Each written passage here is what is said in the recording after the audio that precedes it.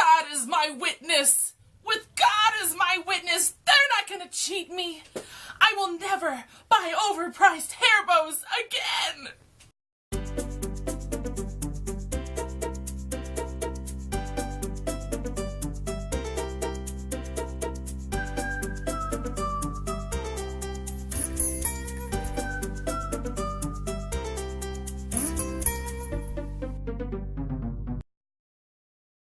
If you couldn't see it in my hand when I was having my Scarlett O'Hara moment, I'm going to show you how to make hair bows today. And this is something where you could easily break it apart and just take the bow and put it on a clip, but I have it on a headband, so really the most expensive thing is a scrap piece of elastic that you probably would just throw away normally. So I'm going to encourage you to start keeping those little scraps because I love making free projects. So all you need is a little bit of elastic. You need scrap fabric, like do not use your, I went to the store and bought fancy fabric. Go get your scrap tub and go over to Modern Homemakers and print off your free pattern, and I'm going to show you how to make it. So I've got our free pattern from modernhomemakers.com, and we're just going to cut it out. There should be a link in the description to get you back to this pattern. And we'll be back in a second when I've got that cut out. I can't believe it. I think I've actually used up all my scrap pieces of elastic. So I'm actually going to cut off of a piece of elastic. Elastic cutting guide. You just set your elastic right next to it. It could be a little wider, a little more narrow to fit that, but that's good. So this probably isn't even a quarter of a yard of fabric, and I don't even need this much. So I'm going to try to move my fabric so I waste the least amount. So we've got this big piece here that says cut 1, unfold. And I'm just going to move my fabric till I only have that much. That's pretty good. Because we could do other projects with this tiny piece of fabric. Which is from my Aunt Bev. Thank you, Aunt Bev! I love my free fabric. The free projects are the best. And you know, anytime you do a project and you have leftover fabric, the next project's free in my opinion.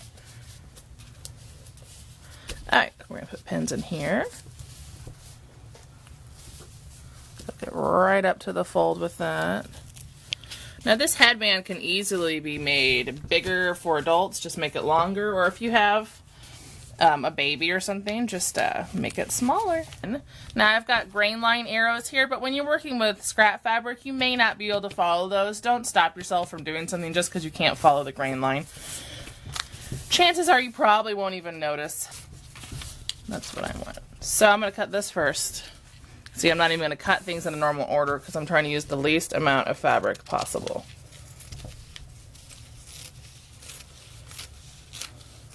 Now remember, when it says fold line, you don't ever cut down that. You'll be sorry. Okay, I'll cut down that side in a second, but right now I want to show you an easy way. When it says cut 4, we are just going to double it so we can cut all 4 at once. So, a little bit wider. And we're going to do like an accordion, back and forth. 1, 2, 3, and 4 layers thick. Let's make sure we still fit. And then when you're doing this many layers, you want to kind of take a moment before you cut and make sure the fabric goes through that many layers, like you're not shorting yourself here. And because I don't want to be wasteful, like I was telling you, you can ignore your grain lines. I just put them on there so you know how it lays when the project is finished. I am actually going to turn this way and get something out of that scrap in a second. So, get all 4 of these. I'll see you back in a second when everything's cut out. We've got everything cut out, taking out our pins here, and we're going to take 2 pieces and put them pretty sides, the right sides, facing together. Like this.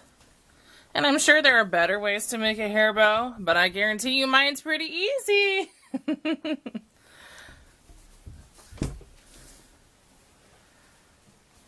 This way you can pump out a whole bunch of them so your little girls can have hair bows for all different outfits. So I'm going to pin both long sides and one of the short sides and leave this open so it's easy to turn. And I'm going to do the same thing to the other two. So pretty sides touching, ugly sides facing out. And I'm going to put pins on the side, the top, and the other side. Now, this is the headband portion, and you could pin this. I'm going to open this up here. You could pin this if you wanted to with the pretty side touching, going down long hot dog style, but I'm just going to hold it because it's faster. Once again, you could pin it, but I don't have time. And you could run this through a straight stitch and then a zigzag on a normal sewing machine, but my husband's leaving to work, and if you want the video, it's going to be serger today. Alright, so we're just going to do a straight serge down the side here. So I'm just holding it. So pinching it right even all the way down.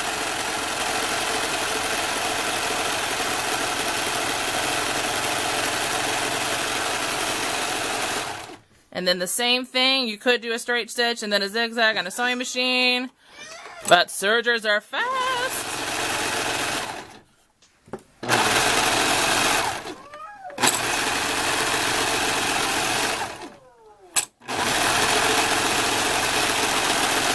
So that's just the 3 sides you pin. Do the same thing on the other side. Snip all your threads and I'll be back. Oops! I'm glad I took so long to make this. I have a boo-boo on my pattern where it says cut 1. We really need 2. So I just went back and redid that because I was like you. It'd been so long since I made this. I was sewing it for the first time. So right sides together because we needed 2.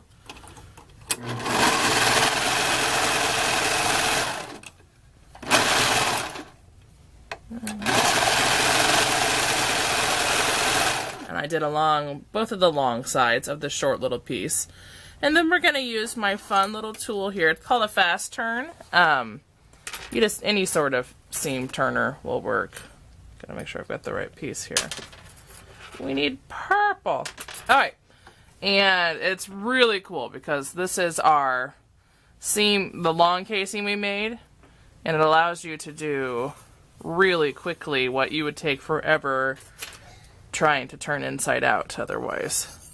So we push this through, and I'm going to poke this through the corner over here, like in the seam, and you kind of corkscrew twist it, and then it simply pulls everything out, and it's turned.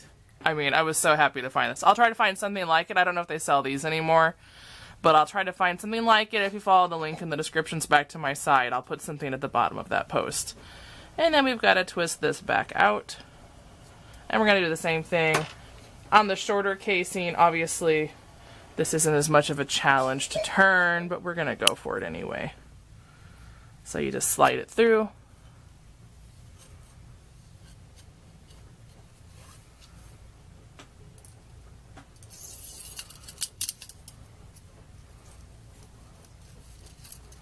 Boom.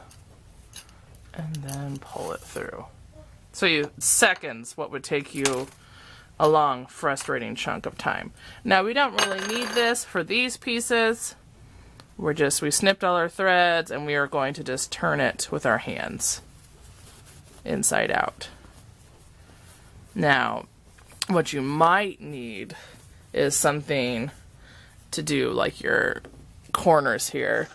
I'm going to grab whatever I can find. I use crochet hooks. This is a pair of tweezers that I use to thread my serger, and we're just going to make sure those corners are pushed out all the way. And do the same thing to the other one.